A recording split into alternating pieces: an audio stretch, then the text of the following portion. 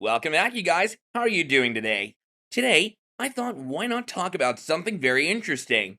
We all know the land of the Dutch, the Netherlands, famous for its beauty and rich cuisine, like those mouth-watering waffles. But did you guys know that the Netherlands is becoming the terrifying narco-state of Europe? Yep, that's exactly what you heard, and I too was in deep shock. But don't you guys worry, I'll tell you everything you need to know about this. But before I get started and delve into the video, make sure to subscribe if you haven't done so yet, as well as like and share the video with your friends and family. Also, do remember to hit that bell icon so as not to miss out on another update. Now let's get started. The Netherlands is starting to resemble a narco-state, with the police unable to combat the emergence of a parallel criminal economy, a report from the Dutch Police Association has warned. Official figures suggest crime is on a downward trend, but officers say many victims have stopped reporting incidents while organized crime syndicates have been given a free rein. Only 1 in 9 criminal groups can be tackled with the current people and resources, the report given to the Telegraaf newspaper says. Detectives see that small criminals develop into wealthy entrepreneurs who establish themselves in the hospitality industry, housing market, middle-class travel agencies. The paper from the Dutch Police Union, based on interviews with 400 detectives, adds, the Netherlands fulfills many characteristics of a narco-state. Detectives see a parallel economy emerge. Critics of the Dutch gedoogbeleid or tolerance policy towards the sale of cannabis in coffee shops and the large status of prostitution in the country claim the Netherlands has been inadvertently promoted as a major hub for the trafficking of drugs and people. A large majority of ecstasy taken in Europe and the US comes from labs in the south of the country, which are increasingly run by Moroccan gangs involved in the production of cannabis. Half of the 5 billion euros a year of cocaine taken in Europe comes through the port of Rotterdam. The Dutch Police Association wants an extra 2,000 officers to be recruited, and its hard-hitting claim about the rise of organized crime will be seen by critics as an attempt to squeeze more money from central government. However, the findings chime with a leaked report drafted earlier this year by the Office of the Public Prosecutor of the Dutch Cabinet. While there has been a 25% drop in the number of recorded crimes over the past 9 years to below 1 million, the paper reported that 3.5 million crimes go unregistered every year. The report also raised fears that the authorities were being put at an insurmountable disadvantage. The mayor of Amsterdam, its local police force, and the Dutch capital's public prosecutor also publicly warned this month of a growth in organized crime and a shift towards more invisible forms of crime embedded in neighborhoods and often out of the control and sight of the authorities. Amsterdam's police chief Peter Joop Albersberg claimed his force was spending 60 to 70% of its time attempting to combat gang-related hit jobs.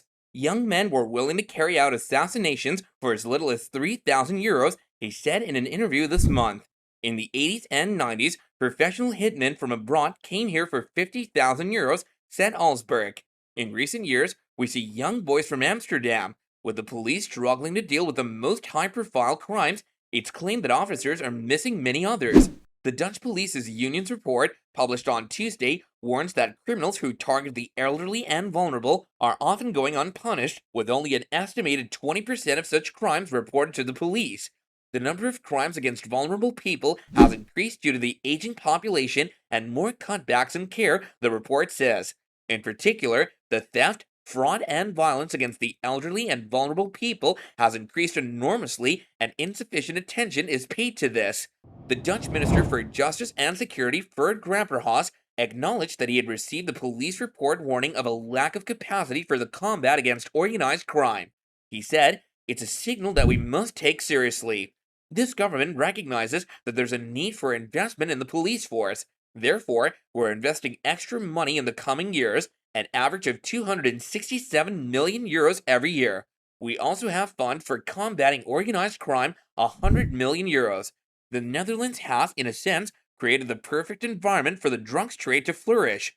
With its extensive transport network, its lenient drug laws and penalties, and its proximity to a number of lucrative markets, it's an obvious hub for the global narcotics flow." Renowned writer Roberto Saviano, who chronicled the organized crime world of the Naples Camorra network, believes mafia influence in Amsterdam is even worse.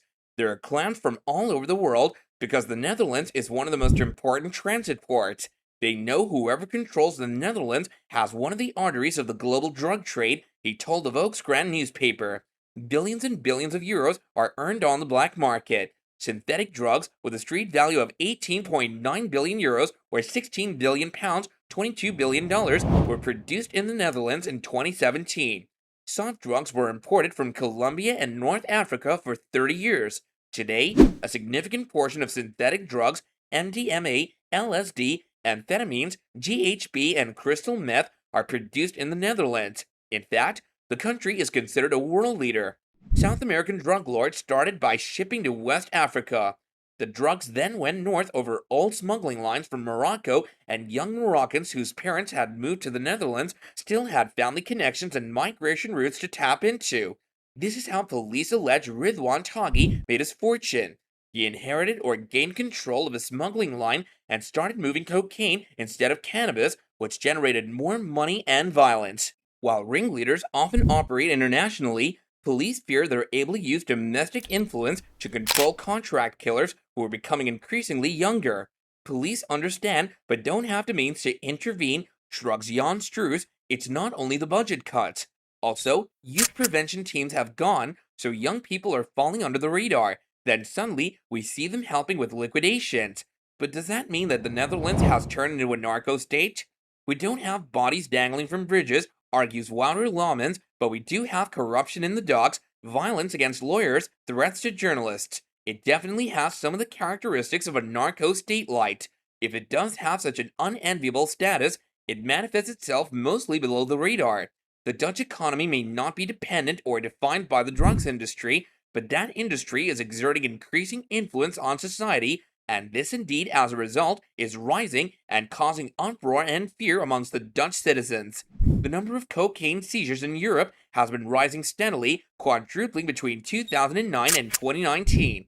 With these hauls representing a fraction of what is actually being trafficked, Europe has become the epicenter of the global cocaine trade, in the words of the investigative nonprofit Inside Crime.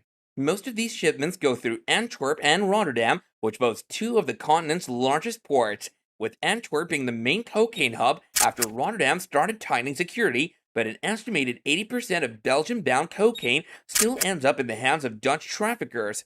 For criminal groups, the port's world-class transportation infrastructure makes servicing the nearly 500 million person European Union market as convenient for them as app-based delivery services are for their customers.